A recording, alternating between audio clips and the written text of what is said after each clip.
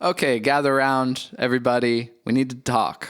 There's something we need to discuss with Paramore and their new single, C'est comme ça. C'est Comme ça. It's French. Yes. It's very French. We are not. This is not every single. My name's Joe. And I'm Stephanie. So I'm left confused. I do kind of like this new Paramore song, but what I want to talk about is a little broader of a subject, which is how sometimes a band name and the baggage and weight behind that can sort of add confusion into the mix. Yeah, we've talked about this. We've talked about it with Smashing Pumpkins. We've talked about it with Radiohead. Mm-hmm. And this is another, once band members start to go off and have solo projects that also involve the members of the band. Yes. And then go back to being a band. Is it messy? Do you care? You kind of care. It is something that bugs me. The line starts to blur, especially when you have singles like these ones coming out. This is why the news and C'est Comme ça, sounding a lot like Hayley's solo record, which was made with Taylor York, who is in Paramore. We talked about this already in a video, so I want to kind of shift the conversation into, I think what's happening is, if you come back together with the drummer, Zach Farrow. Mm-hmm. And he was on the solo stuff a little bit too? I think maybe a little bit. Yeah. Maybe a little, not super involved, Right. but he might have been around. I think he laid down drums on some stuff. Okay. And now they've come back together as Paramore. It's sort of, you're begging for maybe that classic Paramore sound, and when you don't get it, it's, I didn't get what I wanted, Yeah, but having, started to go through their discography more, like what even is a classic Paramore sound? I mean, the fan base seems to be pretty divided. There's people who are like, if you want to, it's always, if you want them to do the same thing, just go listen to old Paramore. And like I listened to Riot earlier this year. I'd heard it before, but not much. And then I've listened to Self-Titled and like one of the other ones. And I even listened to After Laughter a few months ago. Mm-hmm. And I feel these are very different albums. Like, what even is old Paramore? Do they mean Riot specifically? I guess so. I guess that's what people are wanting from this. Now, I want to talk about the news. That single, to me, is begging for some of that big guitar. And it's why, if you search on YouTube, wait until this video is over. If you search on YouTube, like Paramore, the news, like with heavy guitar or whatever, there's Right. like fan recreations. Okay, that's cool. Like adding more guitar into it because the song is just begging for it. There's a little bit of an undercooked kind of a feeling to me. Mm-hmm. I know there's people who like this, and that's cool. I don't even think I don't think it's bad. I'm just missing, something like that. Even the color scheme and everything, it all seems a little bit like held back. Yeah. Especially after coming off of, she had Flowers for Vases in between, but Petals for Armor So good. it's so good, and it's like such a well executed idea. It kind of loses its steam, but like that, especially the first part of that album, is so experimental and interesting and like done in ways that I don't even like kind of understand. Yeah. And After Laughter to me also felt undercooked. Like it never really executed what it was trying to either. So I'm frustrated that I'm feeling that way again. Yeah. C'est Comme ça has that very repetitive chorus, and it had me thinking, if this were not the chorus, but just like a weird part in a song, like maybe it was like a Right. cool post-chorus Right. that happened once or twice, it'd probably be my favorite part of the song.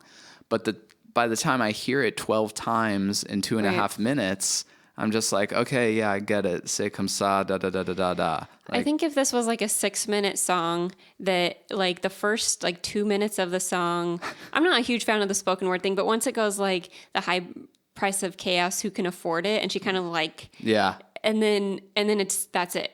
Like I want that kind of explosive little thing to really sort of snowball and like take the song somewhere else. Needs to explode from there. Yeah, and not even like Yeah. in a traditional way, but just like something big to happen.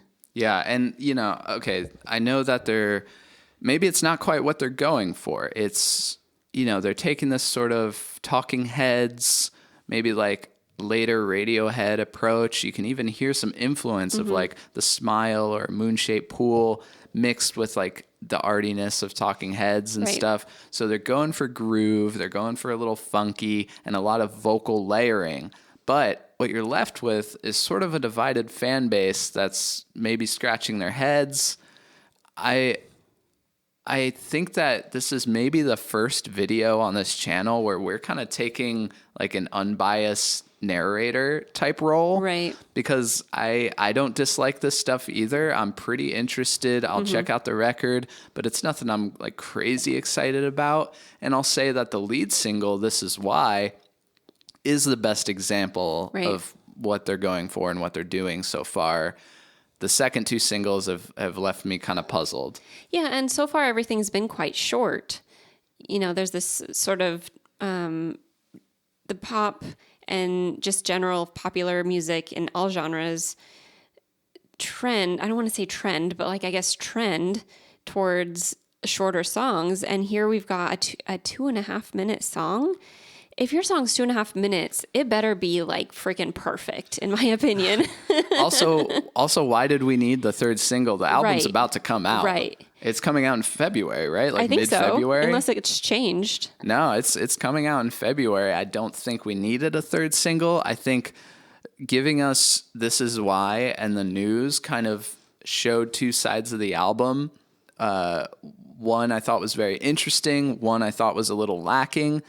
And you could kind of just leave it at that and let's wait for the album. Maybe put out like a cool live performance video on YouTube or something to get this like kind of odd third single that feels a little half-baked and short is a really weird move. And they always keep it interesting. Like, Right. I never know what they're going to do. And going back to what you were saying about like this band never really sounds the same twice, I think because they had such a strong, devoted, passionate following in the beginning, they'll always be in that shadow, which is unfortunate. Yeah, it's a tough thing to live up to. I applaud them for really trying things, though, and not just doing what's expected and growing as artists.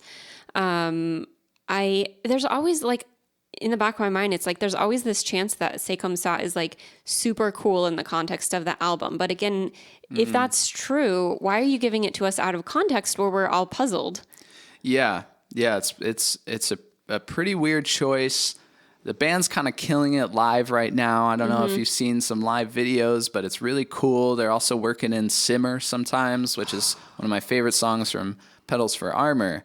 So this video is kind of a weird, like non sequitur video, but it's meant to open up the conversation a bit. I really am loving the interaction that we're getting on this channel. Comments have been really like either informative with stuff we don't know or just like giving interesting takes. Yeah. And Paramore has such a like devoted, active fan base. Like, I want to hear from you guys. Right. What do you think about all this? Because I'm never sure like where I stand with Paramore. They always I know. It's like I think Haley is a really brilliant performer. I've actually seen her live before, and she super commands a stage. And I think lyrically, she has written some really amazing songs. I think production wise, she and Taylor have done some super interesting things together. And I appreciate that. And it always kind of makes me kind of like, but why don't I love the band more? Yeah, it's like I really want to like them more, but it's more like a smattering. Like I really like these couple this of song songs here and like the verse here, but not the chorus. Yeah, like that weird thing she does in that lead single from After Laughter, where she goes like bada bada bada bada. Yeah. Anyway, we'll leave it at that. Also, I'll leave you with a question.